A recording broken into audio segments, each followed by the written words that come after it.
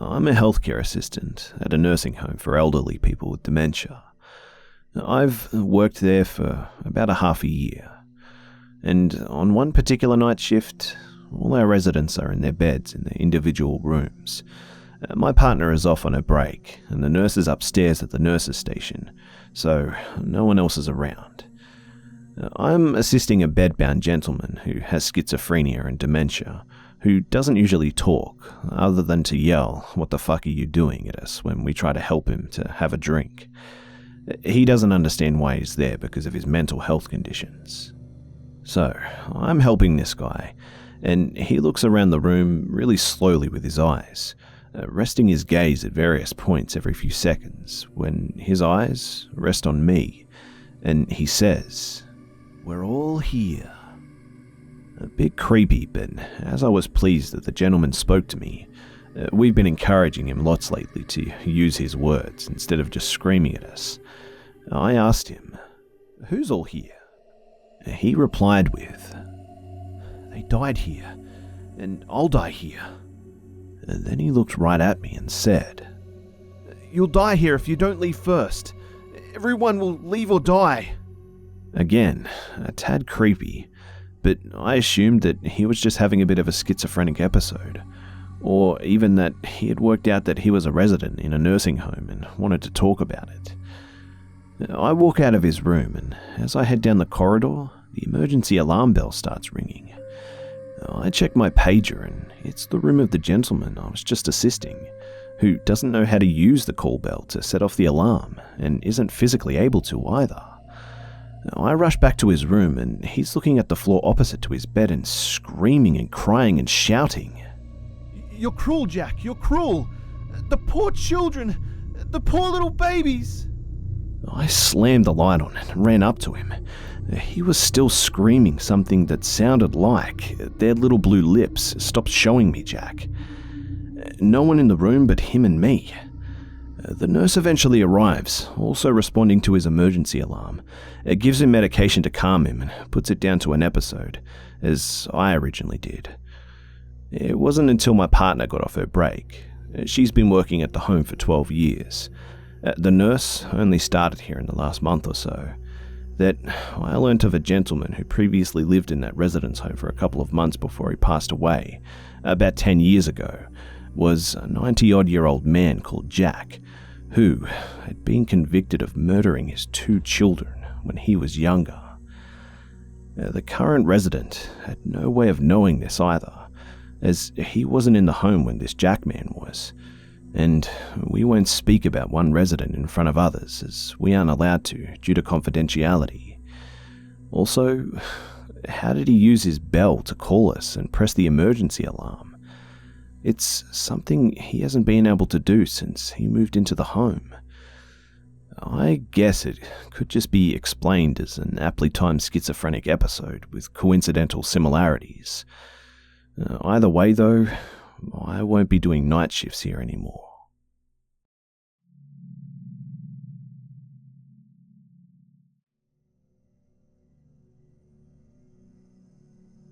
I'm not too sure where to begin with this, since I've only ever told my wife about these situations before. I'll just start here. I have a best friend named Wesley. We're so close that we're practically brothers. And weirdly, we've always been on the same page with where we are in life, how we're feeling that week, what we've been thinking. So much so that we even have a word to describe our freaky frequencies being synced. We met in sophomore year of high school, where he soon moved down the street from me with his mum in 2011. I also have 2 other very close friends that I see regularly. Nick, whom I've seen since 8th grade, and Daniel, who I met through Wesley. Okay, so names of the primary people have been established. Let's get to where it started in the summer of 2013. So, Wesley called me up to tell me about a dream that he had the previous night. In his words, he said, "Dude, I was with my grandma, Emily, at the house when we both had the urge to go up to the garage. We step in and there's this evil, menacing, smiling fox head with a yellow top hat floating next to a whiteboard. It was gesturing to us to have a seat in front of him. We sit down and he began to write something, but as soon as we begin to read it, it just disappears. He writes the words again, but like last time, they just disappear. The third time he writes it, we're both able to read it at the same time. Gorgo. And then I just wake up. I told him that sounded pretty intense and weird. He agrees and also tells me another weird thing about the dream. When's the last time you actually read something in a dream? To be honest, I don't think I ever have, let alone retain what I read.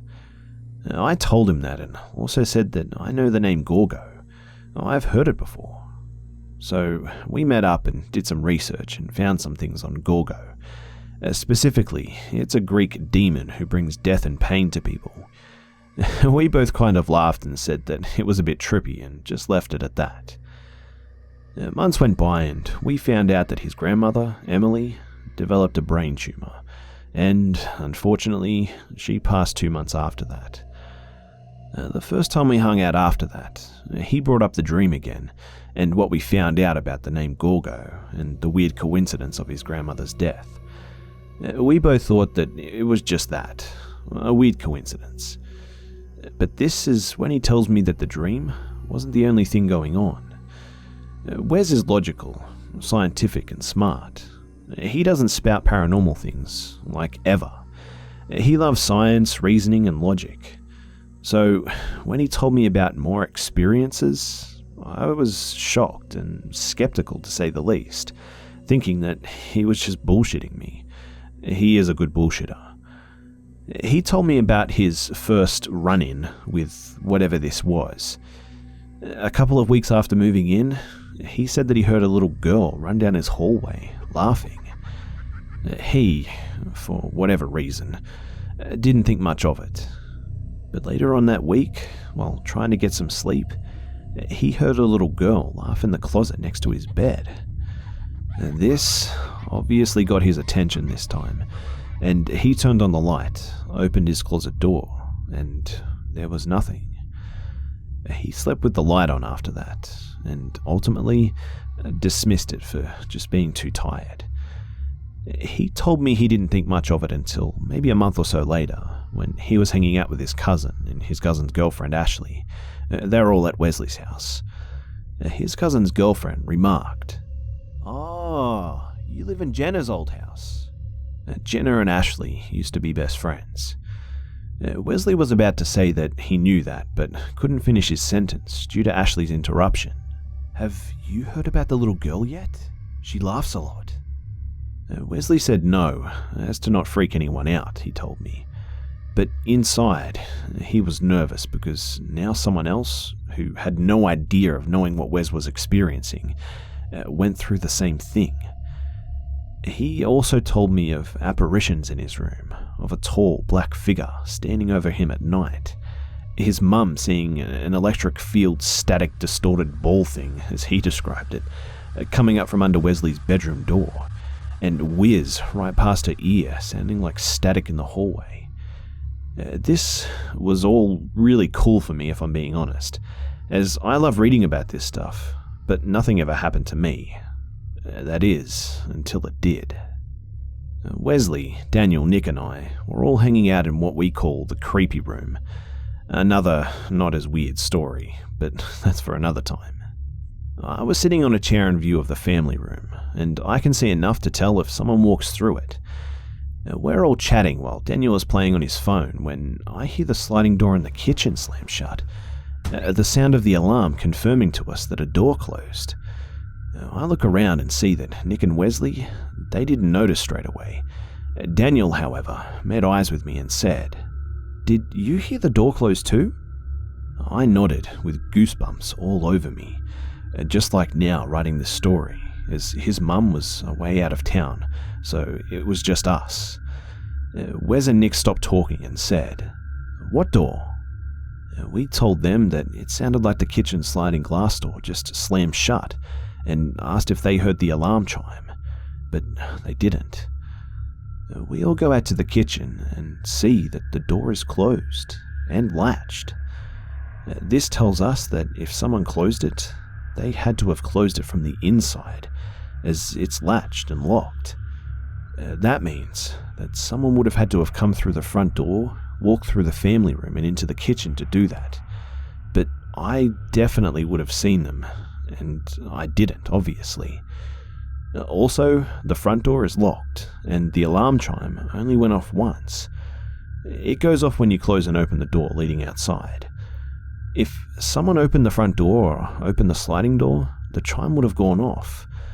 Only going off once means that the sliding door was open to begin with, but yet we were in the kitchen 10 minutes before going to the creepy room and it was closed. We obviously searched the house with weapons in case of an intruder, but to no avail. It was just us. We still, to this day, have no way to explain how that was all possible. And with Wesley's experiences in that house, we all kind of just accepted that it was something to do with what we couldn't explain. So, for the rest of the night, we just hung outside.